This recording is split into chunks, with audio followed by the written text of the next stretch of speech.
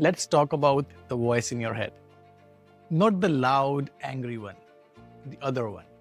The one that sounds super reasonable, like your most trusted advisor chiming in right when you're about to do something important. It's the voice that says, hang on, this is way too important to mess up. It uses perfect logic, flawless reasoning, and talks you right out of doing anything. That experience of talking yourself out of something you truly want with flawless logic is one of the most frustrating parts of being human. It's the moment the gap, as we discussed in the first episode, becomes an active force, pulling you away from the life you want. In our last video, we decoded the Autopilot's ancient fear-based code. But that code doesn't just overpower you, it outsmarts you. This is the most sophisticated trick in the inner war we are discussing. We call it the hijack. Now, if you're new here, my name is Aayush. I spent my life as a software architect deconstructing the world's most complex systems. After my own inner world fell into a chaos, I turned that skill inward. My mission with this channel is to close the gap between the person you are and the person you're meant to be. This video is part 3 of our 6-part foundational docu-series. If you are just joining us, welcome. I highly recommend you start with video 1, where we map out the entire inner battlefield. The link is right here and in the description. But if you're ready to dive in, today we expose the Autopilot's most powerful secret. You're going to discover how your own rational mind, your greatest tool, is turned against you to keep you stuck. This is the key to understanding why we sabotage ourselves. So let's return to our story with Adam. This is the story of Adam, but really, this is a story of a choice that every one of us faces. It happens in the quiet moments after the noise of the day has settled. The choice between doing the hard, meaningful thing that moves your life forward or falling back into the familiar pattern that keeps you stuck. For Adam, that blank page is a business plan for a new life. For you, it might be finally updating that resume because you feel stuck in your career. It might be starting that creative project that could bring meaning back into your life. Or maybe it's just planning that difficult but necessary conversation because you feel disconnected from someone you love. This is the moment. And this is where the Autopilot deploys its most devastating tactic. The 2-part trap to keep you exactly where you are. Let's look at it. First, it uses fear. Right as Adam's about to type, a voice pops into his head. And it doesn't sound like a monster. It sounds perfectly calm, logical, and responsible. Here's what the inner voice says. You can't start this now. This is too important. A well-considered approach is better than a rash one. You need to think and you gather more data. You have to evaluate every possible outcome first. Let's not mess this up before we even start. And there it is, the voice of reason. But what's really happening here? That feeling of background dread. It's not about the business plan. It's an ancient echo. As we saw in our last video, it's the fear of rejection. It's the primal terror of our ancestors that they felt of being publicly shamed or cast out of the tribe. A fear that meant certain death in the wild. His Autopilot is treating a creative risk that he's going to take like a life or death threat. That's the great mismatch that we talked about in the previous episodes in action. Now, if you're anything like me, this might bring up $1 million question in your mind. If my brain knows intellectually that I'm not going to die if this business plan fails, why does it keep hitting the panic button? Why doesn't it learn? That's a fantastic question. The answer comes down efficiency. Your brain defaults to the quickest path, the one that uses the least amount of energy. And the old fear pathway is a superhighway in your neural landscape. It's just way faster to hit fear than to run a whole new complex cost-benefit analysis every single time you face uncertainty. But the trap isn't complete yet. That ancient fear is the trigger for part 2. Now the hijack uses desire. That same calm, rational voice shifts its tone, becomes permissive and soothing. Here is how it sounds like. It says, "It's been such a long day, you are drained, you have earned a break. Just check your phone for a minute to decompress. You need a little bit of mental rest before you can be present." And that is the 1-2 punch of the hijack. The ancient fear stops you from doing what matters, and the modern desire pulls you into distraction. Now let's be very clear, doing this once or twice is not the problem. I'm not saying if you're tired, burn yourself out, or if you have an idea which is raw, it doesn't need more conscious thought. The real problem starts when this becomes the default script. It's a problem when you consistently find yourself unable to move forward on what you really want to do. That's when you start to feel stuck. That feeling, that is the signal you are in a complete hijack mode. It's the sign that your autopilot is no longer a helpful co-pilot. It has taken back the controls of your life. How does your mind make this trick so convincing and so automatic? To understand that, we have to go deeper inside the machine itself. Let's wear our architect hat and go inside the machine. So how does this hijack actually work? It is not magic. It's a predictable, lightning-fast chain reaction that happens deep inside your brain's architecture. To understand it, we have to start with a new perspective. It's more useful to see your brain not just as a thinking machine, but primarily as a prediction machine. Have you ever walked into a cafe or workspace and just knew where to go without thinking? That's your brain predicting before you even notice. In this case, in a helpful way. That's your autopilot. Its number one job every second of every day is to look at the world and predict what should we do next to survive and feel good. Right, so we are now going to deconstruct the exact mechanics of this hijack. This is the most detailed part of our map, but understanding this chain reaction is the key to finally interrupting it. This is a lightning-fast process where your autopilot makes a prediction based on 3 key shortcuts. First, its conclusions about who you are, your core I am stories as we discussed in the previous episode. Second, its conclusion about how the world works, who you are with and where you are, the context. And third, your current body state, the raw physical sensations and how you feel at the moment. Based on these 3 variables and input from the environment, it makes a simple millisecond judgment. Is this situation safe or unsafe? That judgment then instantly releases chemicals to prepare your body for action before your conscious mind can even weigh in. Let's deconstruct the moment Adam is facing. In that first split second, as Adam looks at the blank page, his autopilot wakes up and scans its ancient code, the database of past conclusions and shortcuts we mapped in our last episode. It makes a prediction based on 3 key shortcuts for Adam. The first one, it checks his core I am conclusions. Now, a conclusion like this is rarely chosen consciously. It's often automatic and forged in the high emotion moments of our childhood. And it almost feels like it's written in stone. For Adam, and for many of us, it finds the good old story, I am not good enough.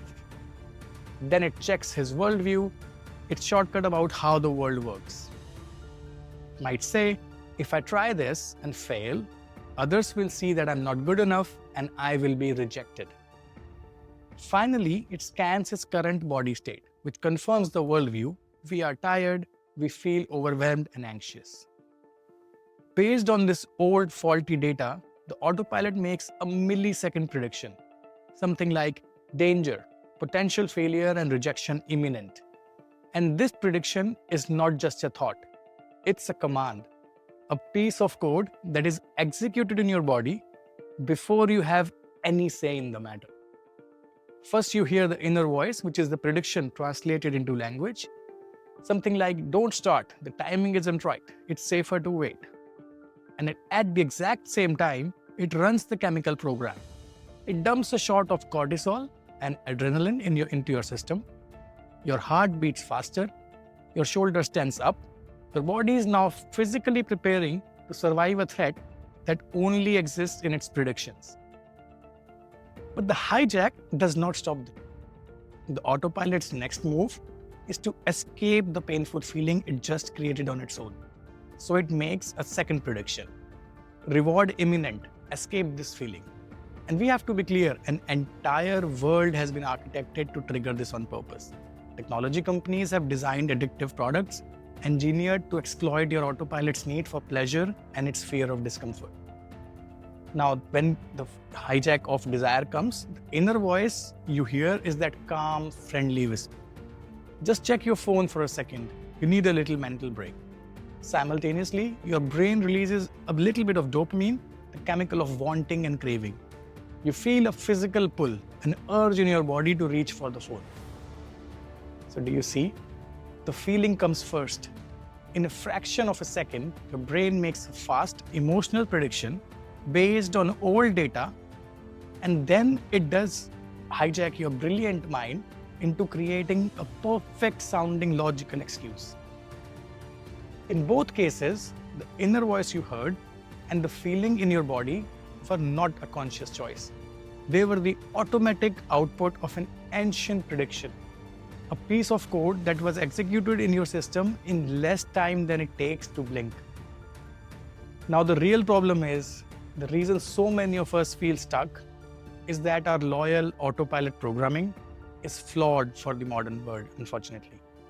It is constantly sending us dozens of these false, unsafe predictions all day long, automatically, urging us to avoid risks that could lead to growth and to seek distractions that lead to regret. Now, this exhausting mismatch between its flawed warnings and your visionary's true goals is exactly what triggers the stress chemicals in the body, causing that background misery. Now, fighting it at this level is a losing strategy. It's too fast, too powerful, too deep. The autopilot has already made its move and prepared your body for battle before your modern visionary has even realized the war has begun. The autopilot knows it can't win a logical argument with your modern visionary, so it doesn't try. Instead, it tricks the visionary into joining its side. Your brilliant, rational mind becomes a lawyer for your limitations. See, your visionary part is the so-called reasoning engine of the brain. Its main job is to conjure up a believable reason for any given input. And this lawyer is sneaky. It doesn't just say, "I'm scared." It uses sophisticated arguments. One classic is the responsible distraction. The lawyer says, "Sure, you should write that proposal, but look at your overflowing inbox first. You must deal with these emails right now. It's the most responsible thing to do at the moment." Then there might be an endless preparation. Your lawyer argues that reorganizing your entire digital filing system is a necessary step before you can possibly start writing that one report. And most often, ultimate defense is, "I'm just too busy for this." It takes real, valid life pressures and uses them as a logical shield to justify abandoning anything that feels uncertain. It makes procrastination sound like mature priority setting. Now, here's the immediate consequence. In that moment, when your own logic betrays you, a part of the brain, which is like a conflict detector, the conflict alarm in your brain begins to scream. You have now created a powerful piece of evidence that you can't trust yourself, which pours more fuel on the fire of the inner war and starts the drip of those stress chemicals we are about to talk. This also reveals a critical problem. If your conscious, rational visionary can be so easily hijacked, who is left to see the trick as it's happening? Who can sound the alarm? That question is the key to everything, and we will answer it later in this series when we meet the part of you we call the commander. But before we can ascend to the watchtower, we have to first understand the real-world cost of this inner conflict. We have to investigate this chemical fallout. Let's experience the hijack. I want you to bring to mind that one important thing you have been putting off, but you want to do it. That project, that difficult conversation, that new habit you want to start. Please get a clear picture of it in your mind.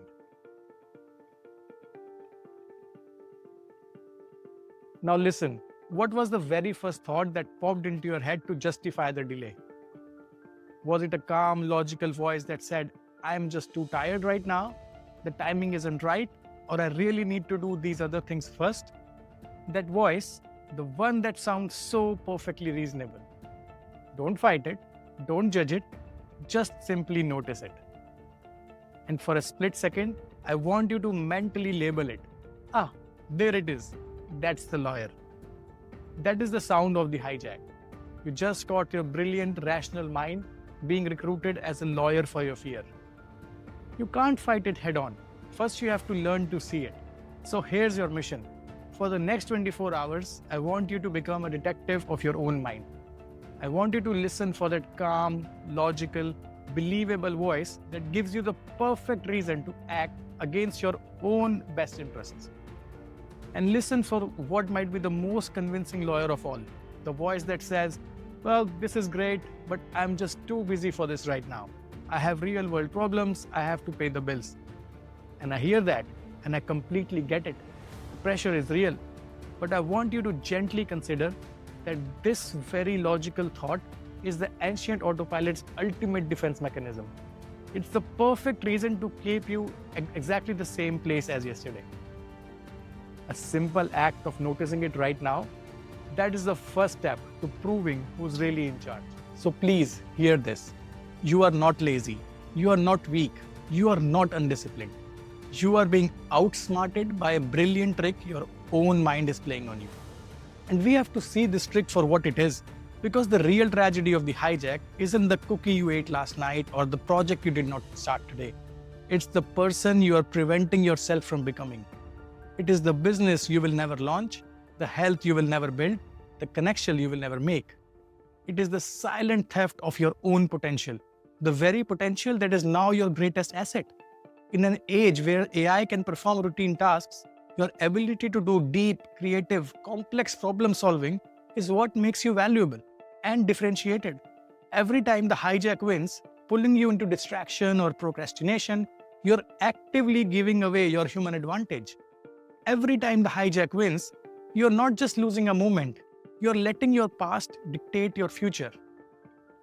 But when we learn to see this trick, we reclaim the power to consciously build the life we want.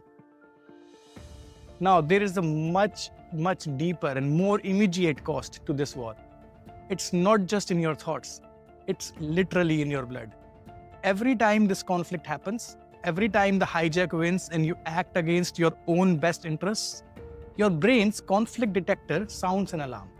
This is the sound of the great mismatch happening in real time. And it's what starts the drip of those stress chemicals into your system. It's a slow, steady drip that creates a chemical fog in your mind. This fog is why you feel so drained at the end of the day. It's why you can't think clearly.